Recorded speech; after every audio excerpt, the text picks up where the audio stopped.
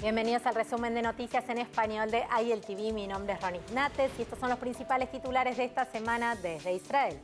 El ministro de Relaciones Exteriores, Yair Lapid, hace historia en Marruecos. El COVID-19 descontrolado, más de 400 pacientes en estado grave, llevan a que un cierre esté cada vez más cerca. Y finalmente el jefe de la CIA llegó a Israel para tratar varios temas de seguridad. Todos los detalles en el programa de hoy.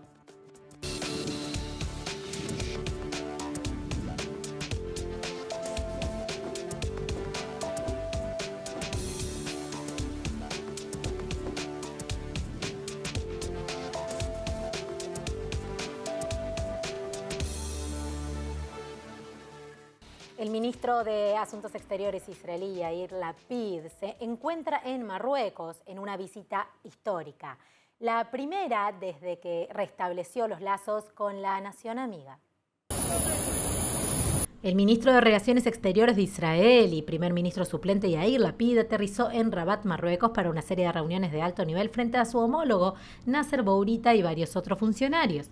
La primera reunión de Lapid y Bourita fue mucho más allá del tiempo asignado, una señal de que las relaciones tal vez se intensifican incluso más rápido de lo esperado.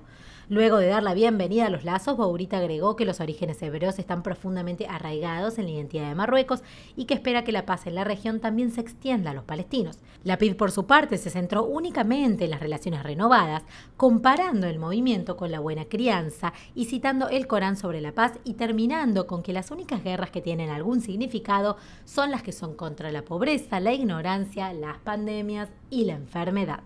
Además, Lapid y Bourita firmaron 3 acuerdos sobre consultas políticas interministeriales, cooperación en cultura juvenil y deportiva y servicios aéreos entre Israel y Marruecos. Bourita dijo que hay al menos 10 acuerdos más en trámite. Y luego, finalmente, aparte de los nuevos acuerdos, Lapid también se propuso abrir oficialmente la oficina de enlace israelí en Rabat y luego se dirigirá a Casablanca para orar en la sinagoga Bet El de la comunidad judía local. La llegada de Lapid marca la primera visita oficial israelí a Marruecos desde el 2003 y la reunión de más alto nivel desde la reanudación de los lazos a través de los acuerdos de Abraham el año pasado. Jerusalén y Rabat cortaron lazos en el año 2000 durante el apogeo de la segunda intifada. En más noticias, la variante Delta continúa propagándose e Israel está experimentando un aumento preocupante en los casos. El gabinete de coronavirus israelí convocó a una sesión de emergencia el miércoles por la noche y aprobó una serie de nuevas restricciones. Nuestra actualización semanal de COVID en Israel a continuación. Mientras la esperanza de evitar un nuevo bloqueo se mantiene en su último respiro, el director general del Ministerio de Salud israelí, el profesor Nachman Ash, dijo que es probable que pronto Israel comience a proporcionar la tercera vacuna contra el COVID a personas mayores de 40 años. Y esto ya que los funcionarios del coronavirus también anunciaron una nueva lista de límites para la vida pública. A partir de la semana que viene, el lunes 16 de agosto, el pase morado volverá con toda su fuerza en los centros comerciales y otros lugares de comercio. La ocupación se limitará a una persona por cada 7 metros cuadrados, aunque las tiendas de más de 100 metros cuadrados estarán exentas. Luego, el miércoles 18 de agosto, el plan del pase verde se extenderá para aplicar a todas las demás ramas de la economía, excepto a los centros comerciales y lugares de comercio.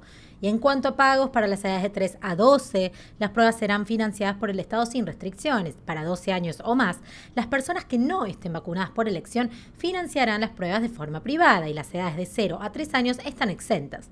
Además, los eventos sin asientos marcados en espacios cerrados tendrán un límite de 1.000 personas, 5.000 en espacios abiertos. Los eventos con asientos marcados estarán restringidos según el pase verde y eventos en casas privadas o lugares pequeños donde el pase verde no se aplica estará restringido a un máximo de 50 personas en el interior y 100 personas al aire libre. Mientras tanto, el gabinete también aprobó el plan del Ministerio de Educación para reanudar el aprendizaje en la escuela y una inversión de 2.500 millones de shekels en infraestructura de atención médica.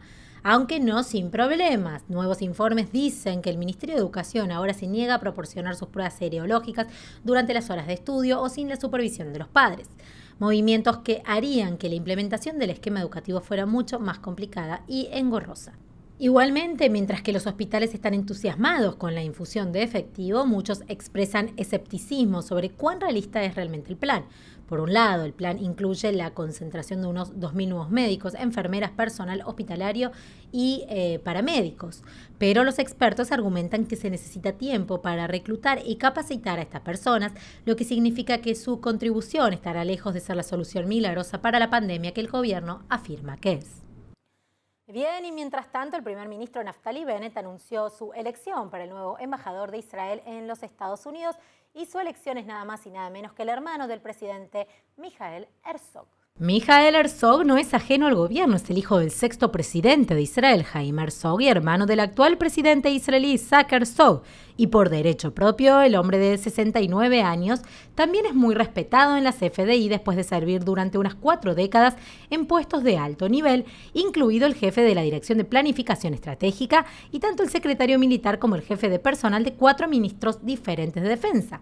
Además, Herzog es un negociador veterano de las conversaciones de paz entre israelíes y palestinos, con su experiencia en la investigación en el campo de las relaciones entre Israel y Medio Oriente.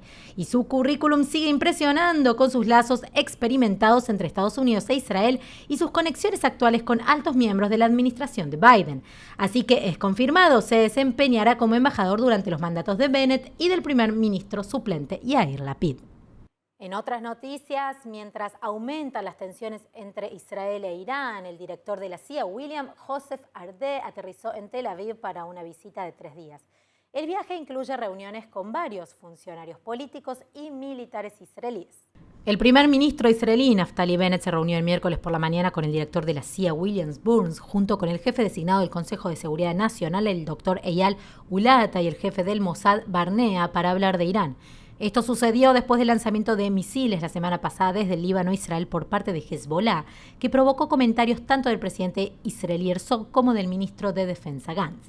Israel y Occidente están particularmente preocupados por los recientes ataques iraníes también en las rutas marítimas internacionales, así como en el progreso continuo de Teherán hacia el desarrollo de armas nucleares, mientras el Plan de Acción Integral Conjunto habla en el puesto de Viena. Del mismo modo, el secretario de Estado de Estados Unidos, Anthony Blinken, renovó las promesas de exigir cuentas a Irán, acusando a Teherán de un patrón de ataques y otros comportamientos provocativos reciente y en curso, y agregó que el mundo no puede permitir la impunidad. Irán, mientras tanto, retrasa la reanudación de las conversaciones nucleares, mientras enriquece uranio mucho más allá de los límites establecidos en el Plan de Acción Integral Conjunto, así como el de los necesarios para el uso civil. Las autoridades israelíes incluso afirman que Irán está a menos de 3 meses de una bomba nuclear, lo cual, de ser cierto, confirma las preocupaciones de Estados Unidos y las europeas de que los avances de Irán han hecho que volver a firmar el Plan de Acción Integral Conjunto sea un acto irrelevante para empezar. Irán, por su parte, sin embargo, le echa la culpa a Occidente. El presidente iraní recién nombrado, Ebrahim Raisi, también conocido como el verdugo de Teherán, habló con el presidente francés Macron en su primera llamada oficial a un líder occidental. En la conversación, Raisi criticó a Estados Unidos por retirarse del Plan de Acción Integral Conjunto y reimponer sanciones en primer lugar, y agregó que en cualquier negociación los derechos de la nación iraní deben estar asegurados y garantizados. Así que con las crecientes agresiones de Irán y la táctica de negociación dura, sino dilatoria, el director de la CIA arde en la coordinación de los funcionarios israelíes, no solo en la seguridad y un regreso al Plan de Acción Integral Conjunto si es posible, sino a alternativas al Plan de Acción Integral Conjunto por completo. Entre ellos, Estados Unidos está considerando la posibilidad de flexibilizar las sanciones a Teherán a cambio de descongelar las partes más provocativas de su programa nuclear. Sin embargo, de nuevo, si el desarrollo nuclear de Irán es tan avanzado como creen muchos expertos, es probable que ninguna solución diplomática lo frustrara en este momento. Cambiamos completamente de tema y vamos a hablar de la despenalización y legalización de la marihuana, un tema que hemos tratado muchas veces aquí y que genera diferentes opiniones, tanto dentro de la sociedad israelí como en el mundo. Está con nosotros vía Zoom Matías Litvak, canivicultor, no sé si lo dije bien, de origen argentino, militante a favor de la despenalización de la marihuana en Israel, y también trabaja como investigador en Can Ayel y como director de cultivo, investigación y desarrollo en la Universidad Pública de Bar Ilan. Matías, bienvenido a YEL-TV. Muchísimas gracias, un placer saludarlos. Gracias por tenerme acá en este espacio. Bien, ¿lo dije bien? ¿Cómo es tu puesto? ¿Canivicultor? ¿Está bien dicho? Canabicultor es a lo que se llama, lo que son agricultores que se dedican al cannabis.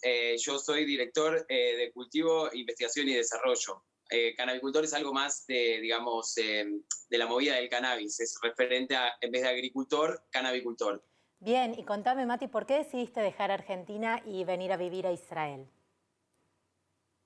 Yo durante 12, 15 años en Argentina fui cultivador solidario, donde colaboré y enseñé cómo cultivar, lamentablemente en unas condiciones que no eran legales, siempre tratando de ayudar porque vi lo que hacía esta planta de forma medicinal y quería profesionalizarme porque en Argentina hacía todo, digamos, de la solidaridad, nunca vendí nada, siempre fue para poder ayudar a un montón de gente. Y bueno, Israel daba la oportunidad por el marco legal que tiene y vine acá para probar suerte y bueno, aquí estamos.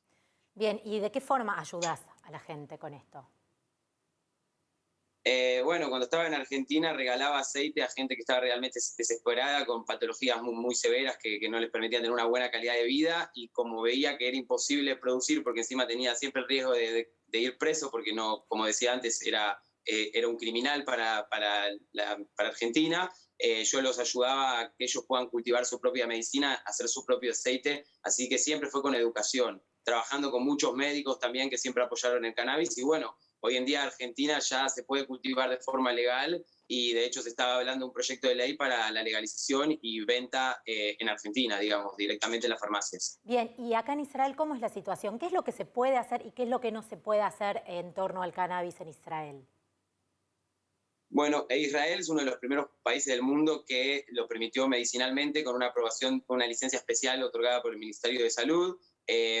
Lamentablemente acá está criminalizado. Si no tenés esa licencia y estás consumiendo cannabis o te encuentran con cannabis, podés tener que pagar una multa y a las 3, me parece, a las 3 veces podés llegar a te abren una causa, lo cual es realmente muy, muy lamentable, pero bueno, es lo que se está en este momento. Bien, justamente recién hablabas de que tu objetivo es educar y hoy por hoy estás trabajando en la Universidad Ben Ilan, aquí en Israel. ¿De qué se trata tu trabajo allí? Bueno, estamos junto con Igal Cohen tratando de hacer, lo que hago yo es desarrollo de genéticas y básicamente busco debilidades en algunas genéticas y características fuertes en otras y lo que hago es breeding, que es cruza, para tratar de armar, digamos, de crear genéticas mucho mejores para que salgan al mercado y cambiar los estándares de calidad de la industria de cannabis de Israel. También lo que hacemos es buscar inmunidad a diferentes patologías que afectan mucho hoy en día a la industria del cannabis, como el oidio, el power mildew o botrytis, que son hongos que hacen que haya mucha merma y se pierda mucho cannabis y además la calidad baje mucho. Entonces, básicamente estamos tratando de mejorar todas las genéticas y encontrar genéticas mucho mejores para la industria y para lo que se busca medicinalmente, ¿no? Bien, Mati, en una entrevista con Ynet en español dijiste que Israel es el mejor lugar del mundo para cultivar cannabis e investigar este rubro. ¿Por qué? Y bueno, Israel la verdad que es un país donde todo lo que es investigación y desarrollo en todas las áreas es muy fuerte, se trabaja con mucha cabeza acá, lo que se dice como Rosh Gadol, hay muchos recursos económicos y de gente muy capacitada, entonces no es novedad que Israel exporta tecnología, investigación y desarrollo a todo el mundo. Para mí esta es la meca del cannabis, no por el nivel de cultivo en sí, sino por el nivel de investigación y todo la fuerza que se hace para que crezca, digamos, a nivel, digamos, de calidad y obviamente de investigación médica, científica y de tecnologías. Matías, un placer tenerte con nosotros. ¿Algún mensaje final que le quieras dejar a nuestra audiencia antes que te despidamos? Bueno, que sí, que el cannabis sigue siendo una droga y que hay que tomarla con responsabilidad. Yo creo que es muy importante llevarlo con educación, entendiendo que la forma de consumo y la dosificación son muy importantes a la hora de consumirlo, así que es muy importante despenalizar porque no hay que criminalizar a los usuarios que tengan ganas de consumir, apliquen su derecho a consumir para mejorar su calidad de vida, pero tiene que ir de la mano de la educación porque es realmente importante para que pueda usarse de la mejor manera. Correcto, que sea un uso adecuado de esto. Bueno, muchísimas gracias por estar con nosotros. Un placer. Un placer muy grande, muchísimas gracias. Y nosotros continuamos porque los Juegos Olímpicos de Verano Tokio 2020 ya han terminado oficialmente. Israel está lejos de ser el ganador absoluto, pero eso no significa que los competidores israelíes no hayan hecho historia. Miremos el informe. Los expertos dicen que esta fue la carrera más exitosa de Israel en los Juegos en la historia de participación de esta nación. Israelíes de todo el espectro felicitaron a los miembros de la delegación olímpica más grande de la historia del país, especialmente con la gimnasta rítmica Linov Ashram, convirtiéndose ahora en la primera mujer israelí en ganar una medalla de oro olímpica y la segunda medalla de oro para Israel este año y la tercera medalla de oro israelí en la historia.